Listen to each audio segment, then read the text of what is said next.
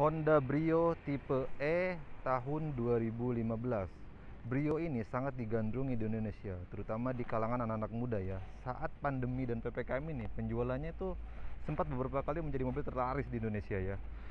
Honda Brio itu digandrungi di kalangan anak muda karena pertama brand image Honda kan, nama besar Honda. Kedua, mobil ini desainnya cukup menarik ya, cukup unik gitu desainnya itu. Kemudian yang membuat dipilih sama anak muda adalah karena mesinnya, performanya lumayan mesin ini, paling bertenaga di kelasnya. Oke, Honda Brio itu di Indonesia tahun 2015 ini ada beberapa tipe ya. Yang paling rendahnya itu Brio Satya S, Brio Satya A, Brio Satya B, dan ini tipe E ya. Tipe itu tertinggi, ada tipe S, ada tipe E. Nah, yang tipe ini sudah automatic transmission ya.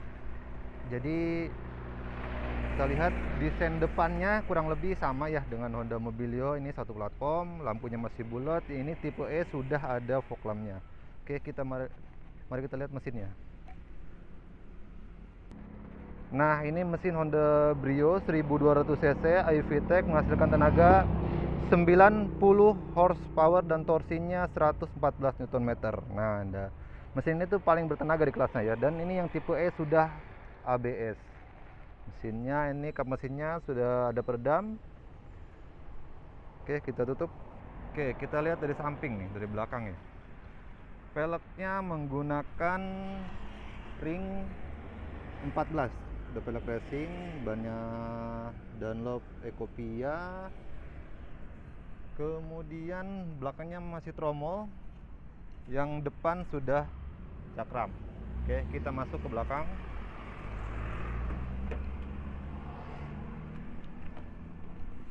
Oke, kita masuk.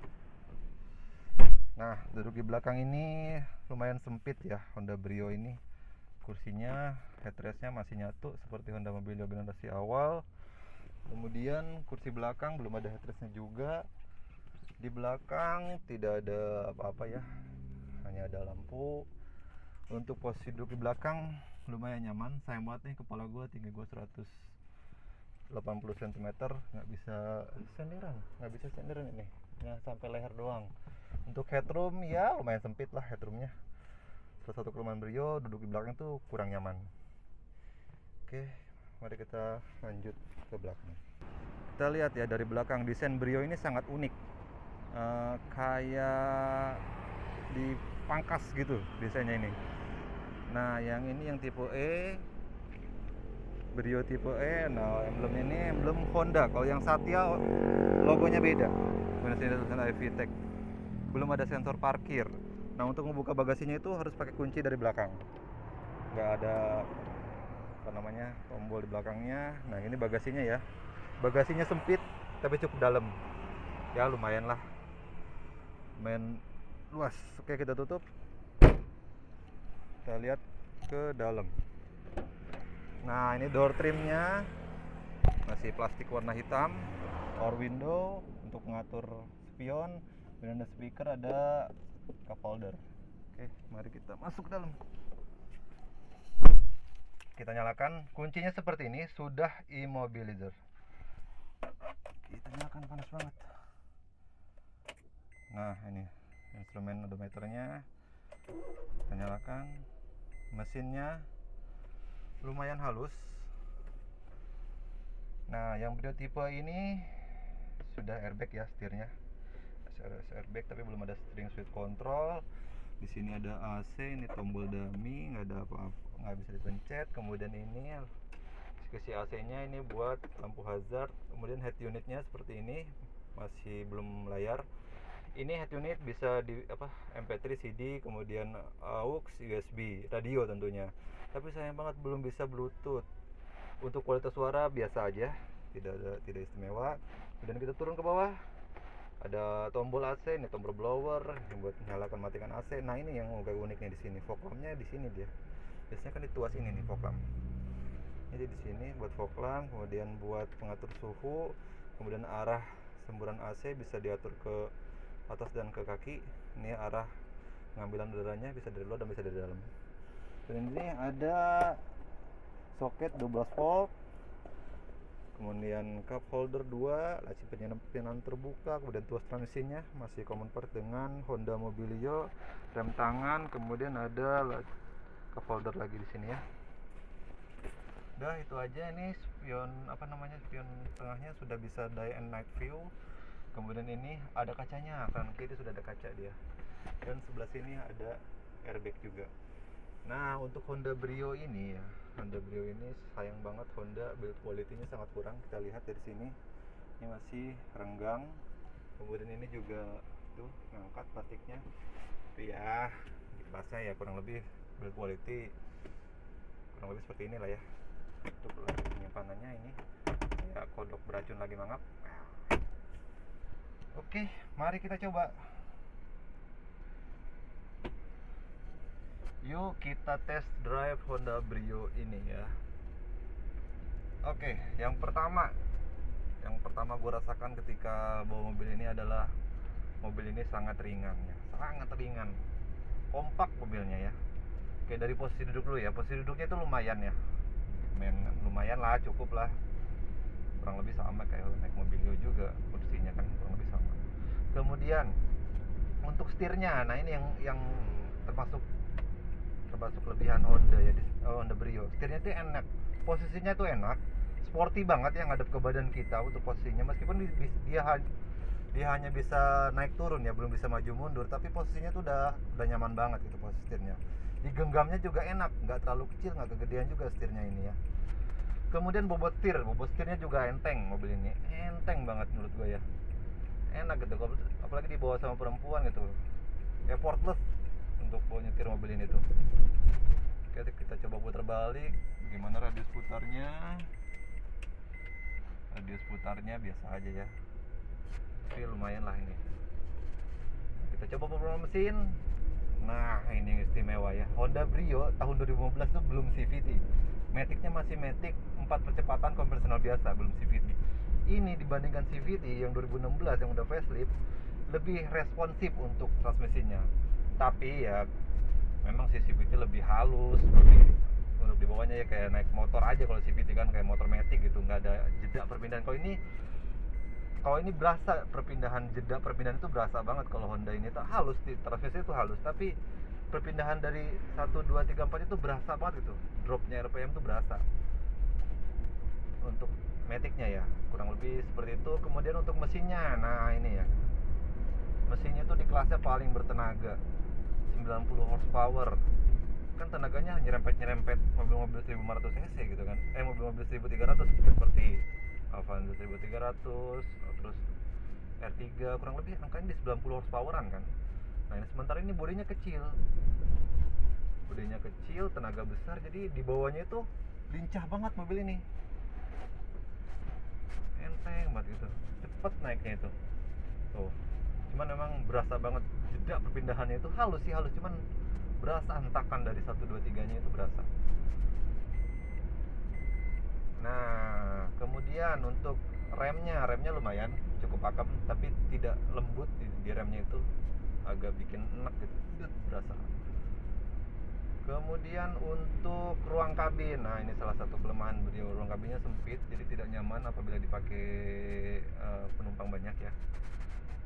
Kemudian kekurangan Brio selanjutnya adalah ground clearance-nya yang cukup pendek. Ini ceper banget kalau lagi ada muatan penumpang, ketemu tanggulan itu sering kena gue beberapa kali. Jadi kekurangannya tuh kekurangan Brio ya. Yang pertama, kabinnya kurang luas, kemudian ground clearance kurang tinggi, pendek, dan kekurangan yang ketiga adalah loud noise, yaitu kedepan kabin. Ini lumayan berasa ya. Nih kita coba ya, berisik gitu di dalam kabin Brio ini. Kecepatan 60 tuh kedengeran suara ban, suara angin, kedengeran banget, udah kayak jalan di samping sungai yang airnya lagi deras. Kecepatan 60 itu kekurangannya ya. Kemudian untuk suspensi, ya mobil itu suspensinya bukan yang ternyaman di kelasnya. Suspensinya cenderung ke keras ya dibandingkan lawan-lawannya ya.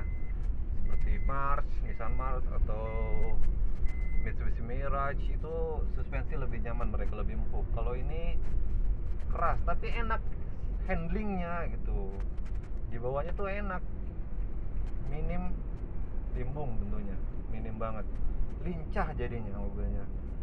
Ditambah mesin yang bertenaga, suspensi yang cukup keras, lincah banget buat di dalam kota, enak banget. Tapi ketika ketemu jalanan yang agak keriting, wah lumayan berasa guncangannya ke dalam. Nah ini ya, kecepatan 40 udah kedengeran suara ban, apalagi ini bannya kan ban-ban eko-ekoan gitu, suaranya kedengeran banget. Nah lalu Honda Brio ini ya, kalau untuk nyaman sekali lagi bukan yang ternyaman, tapi asik di bawahnya itu di dalam kota itu ya. Nyelip tuh ya enak gitu, lincah. Mesinnya bertenaga, lincah buat di dalam kota, tapi ya keluar kota juga enak. Tapi kalau keluar kota ketemu jalanan keriting, apalagi yang agak dalam gitu kan, udah mentok, guncangannya berasa. Nah, kurang nyamannya di situ. Tapi kalau keluar kota yang masih jalanannya halus, masih oke lah, bertenaga kan lumayan mesinnya. Tapi untuk bawa banyak orang nggak nyaman, ini sempit. Mungkin buat kayak anak-anak muda kan yang baru punya pacar, masih oke lah bawa pacarnya jalan-jalan naik Brio ini. Anak-anak muda teman sekarang kan pasti banyak memilih Honda Brio ini karena itu tadi, adik dari Honda Jazz ini kan udah punya istilahnya udah mobil gaul lah di kalangan anak muda di Indonesia. Honda Brio ini selama PPKM dan pandemi beberapa kali pernah menjadi mobil terlaris loh di Indonesia. Nah ini ya, kita tes agak kencang dikit, lalu depan ada belokan tajam tuh, asik banget itu, lincah.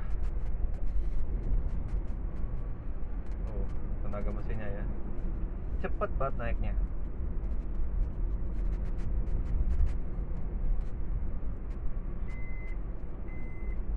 Kemudian untuk konsumsi bahan bakar, untuk dalam kota bisa 1:13, luar kota 1:15, 1:17 bisa lah. Luar kota tergantung cara bawanya ya. Untuk bensin ya jangan tanyalah, ini irit. Tapi ini masuk kelasnya mesinnya mesin yang LCGC ya, 1200 cc ini. Minimal oktannya 92. Otomatis kan kita tidak bisa pakai Pertalite. Pertalite itu 91 oktannya. Ini minimal oktan 92, mungkin minimal Pertamax pakainya kan. Coba kan. Ya, ternyata dari tadi bunyi-bunyi gua. Nah, dia kalau nggak pakai seatbelt bunyi terus. Biasaan gua kalau bawa mobil nih nggak pakai seatbelt.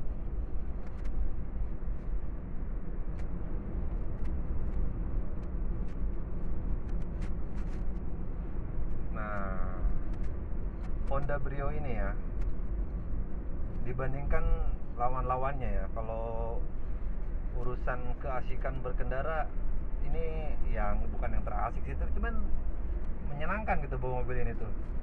Effortless, ringan, lincah, bensinnya irit ya kan, isi 100.000 bisa keliling Jakarta.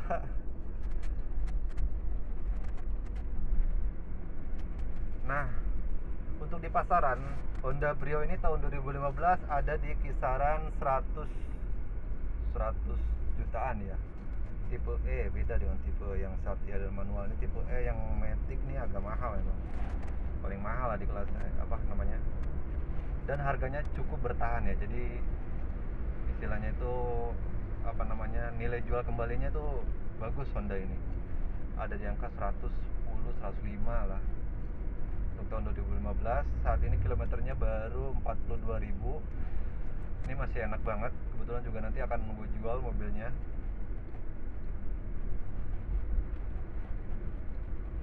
Oke. Untuk suara klakson ini sudah diganti ya. Suaranya itu aslinya tuh kecil. Sudah diganti dengan yang Denso Keong kalau nggak salah. Nah, bagaimana nih dibandingkan dengan mobil misalnya pengen budget 100 juta nyari hatchback tentu pilihannya kan dia tuh ngelawan gitu. Apa ngelawan dalam artian itu, dia kan kelasnya tuh kelas tikar ya, kelas kelas kelas mobil kecil kayak Mars atau Mirage gitu kan. Tapi orang ketika beli mobil ini tuh pasti disandingkannya tuh dengan Swift gitu, dengan Yaris, apa dengan Jazz gitu, bisa juga kan. Dia tuh ngelawan jadinya tuh, ngelawan kakak-kakaknya gitu. Orang mau beli tuh jadi alternatif gitu. Apakah gue mau beli Brio, apa gue mau beli Swift, apa beli Yaris ya. Nah jadi kan ngelawan ke kakaknya gitu, ngelawan ke di atasnya. Untuk angka 110 jutaan mungkin kalau udah beli Yaris tahun 2012 ya kan. Untuk dapetin Swift tahun 2012an juga di angka 100 jutaan. Lebih pilih mana ya? Gue sih lebih nyaman Yaris sama Jazz tentunya ya. Yaris apa Swift gitu ya. Di Jazz tentunya beda kelasnya di atasnya. Tapi Brio ini kan apa namanya, masih tergolong usianya masih muda ya, 2015, usianya baru 6 tahun dan masih enak di bawahnya gitu. Kaki-kaki juga belum bunyi-bunyi karena ini mobil kebetulan pemakaiannya di Jakarta Selatan, jarang ketemu jalan yang rusak, pemakaiannya juga nggak jauh-jauh, jadi masih enak. Kilometer 42.000 tuh masih enak banget, mesinnya masih gesit, kemudian suspensi juga masih enak, gak ada bunyi-bunyi. Lalu untuk perawatan, jangan tanyalah, perawatan mobil ini murah. Memang sih Honda dirinya diantara di kelasnya, Honda ini termasuk yang agak sedikit mahal dibandingkan dengan Daihatsu, dibandingkan dengan Toyota ya. Si Honda ini memang spare partnya agak sedikit lebih mahal. Oke, itu aja mungkin review dari gua buat teman-teman yang ingin membeli mobil bekas. Bisa lihat review gua ya. Oke, cukup sekian. Terima kasih sudah nonton. Wassalamualaikum